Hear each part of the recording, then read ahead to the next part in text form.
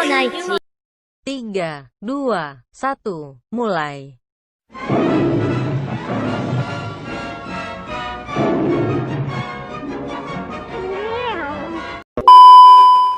Assalamualaikum warahmatullahi wabarakatuh. Baiklah, di sini kami dari kelompok 4 akan mempresentasikan hasil diskusi dari kelompok kami tentang perencanaan laboratorium. Sebelumnya, perkenalkan terlebih dahulu anggota dari kelompok kami. Yang pertama ada Calvin Prayoga, ada saya sendiri Sri Lestari, kemudian Putri Handayani Simatupang, Ella Hikmatulaila, Mutiara Maulani, dan Puji Liani Putri. Baiklah, untuk pertama tentang pengertian perencanaan laboratorium yang akan dijelaskan oleh saya sendiri. Pengertian perencanaan laboratorium. Perencanaan kegiatan laboratorium adalah awal yang strategis untuk menetapkan program laboratorium berdasarkan analisis keadaan yang sudah teridentifikasi. Perencanaan ini dimaksudkan untuk merencanakan konsep dari suatu laboratorium itu sendiri. Artinya, sebelum laboratorium itu dibangun, harus tahu dahulu untuk apa dan untuk keperluan apa laboratorium itu. Adapun tujuan dari perencanaan laboratorium adalah untuk menghindari kesalahan dalam melakukan tindakan, sehingga menyebabkan kerugian bagi sebuah laboratorium. Dalam perencanaan akan ditentukan secara matang segala sesuatu yang akan dilaksanakan. Sumber-sumber daya apa saja yang harus disediakan untuk mendukung pelaksanaannya, seperti manusia, bahan, dan alat laboratorium dan anggaran. Jadwal kegiatan yang mencakup target waktu yang dibutuhkan dalam melaksanakan segala proses. Selanjutnya, fungsi laboratorium akan dilanjutkan oleh Puji Liani Putri. Kepada Puji Liani, disilakan. Baiklah, saya akan melanjutkan penjelasan dari Sri, yaitu fungsi laboratorium. Sebagai sumber belajar dan mengajar, sebagai metode pengamatan dan metode percobaan, sebagai pelaksanaan pendidikan atau sebagai wadah dalam proses belajar mengajar. Fungsi laboratorium dalam pendidikan, dalam dunia pendidikan khususnya bagi lembaga penyelenggara pendidikan sains, laboratorium mempunyai fungsi sebagai tempat proses pembelajaran dengan metode praktikum. Melalui praktikum, siswa mendapat pengalaman belajar dengan nilai tambah yang cukup, berarti karena adanya interaksi dengan alat dan bahan serta kegiatan observasi berbagai gejala secara langsung. Kegiatan laboratorium atau praktikum akan memberikan kesempatan kepada peserta didik untuk membangun pemahaman konsep, verifikasi atau pembuktian kebenaran konsep, menumbuhkan keterampilan proses atau keterampilan dasar bekerja ilmiah, serta afektif siswa. Menumbuhkan rasa suka dan motivasi terhadap mata pelajaran ilmu yang dipelajari, melatih kemampuan psikomotor, menumbuhkan sikap ilmiah, mengembangkan kemampuan kerjasama. Dengan demikian, secara didaktif, laboratorium merupakan sarana untuk meningkatkan kecakapan akademik, sosial, dan vokasional peserta didik secara simultan. Terima kasih, saya kembalikan kepada moderator. Penjelasan selanjutnya akan dilanjutkan oleh Mutiara Maulani. Kepada Mutiara Maulani, dipersilakan. Baiklah, selanjutnya saya akan menjelaskan mengenai hal penting dalam perencanaan laboratorium.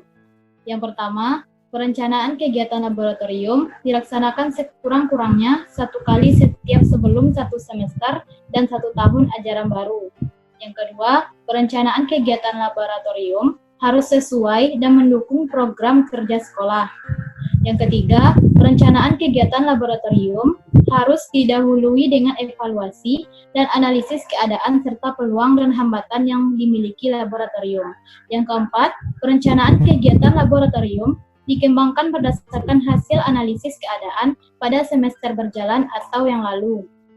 Yang kelima, perencanaan kegiatan laboratorium harus menyebutkan secara eksplisit serta kebutuhan yang diperlukan untuk pelaksanaannya.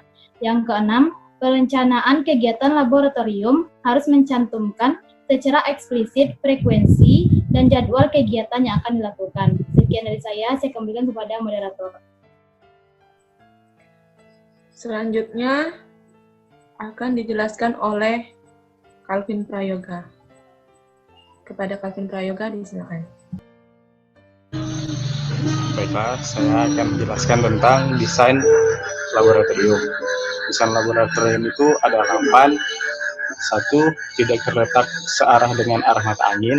Maksudnya, hal ini penting diperhatikan karena arah angin itu dapat membawa debu, asap, atau aroma yang tak sedap atau berbahaya bagi zat-zat yang beracun. Yang kedua, jarak terhadap sumber air. Jarak terhadap sumber air ini maksudnya sumber air itu akan sangat penting, sangat membantu jika kegiatan di laboratorium sedang berlangsung. Yang ketiga, saluran pembuangan. Saluran pembuangan agar dapat untuk membuang sisa-sisa dari bahan yang sudah diolah dan diproses seperti sisa sampah dan lain-lain. Yang keempat, jarak dengan gedung lain. Maksudnya ini dapat menjadi pertimbangan. Jarak ini didasarkan pada urgensi dari gedung lain karena dapat mengganggu aktivitas di sana.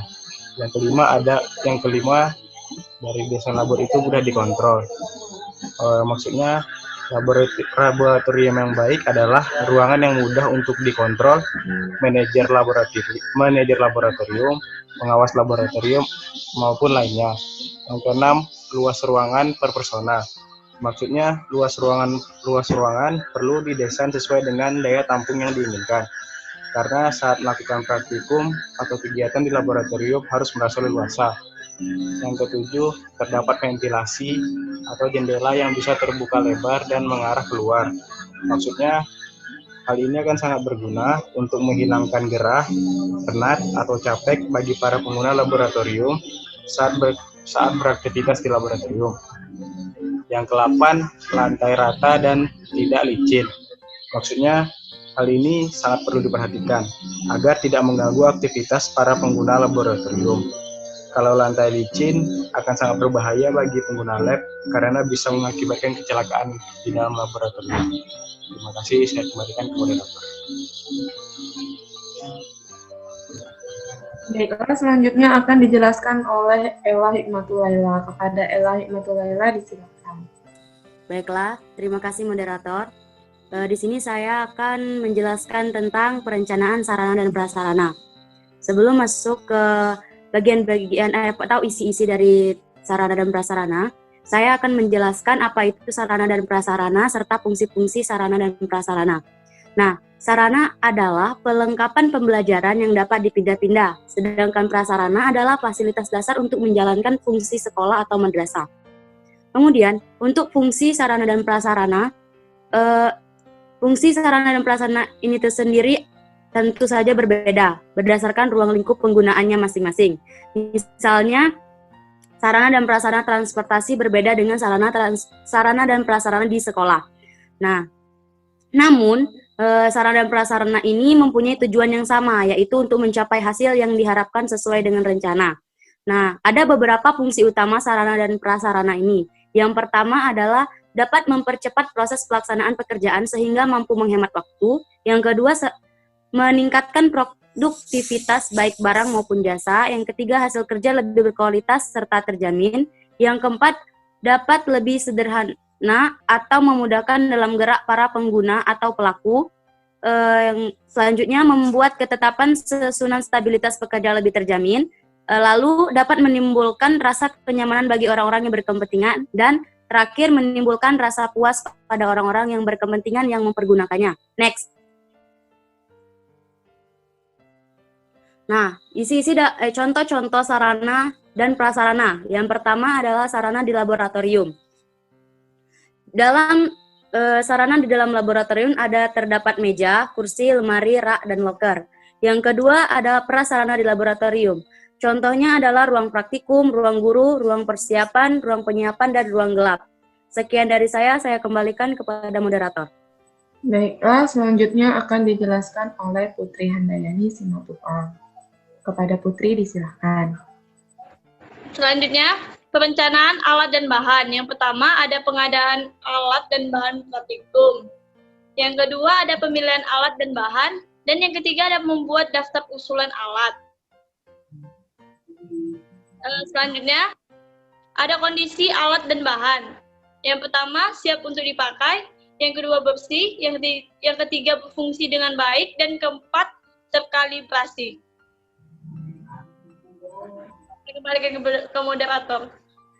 Baiklah, itulah tadi presentasi dari kelompok kami. Kurang lebihnya kami mohon maaf. Kami akhiri. Wassalamualaikum warahmatullahi wabarakatuh.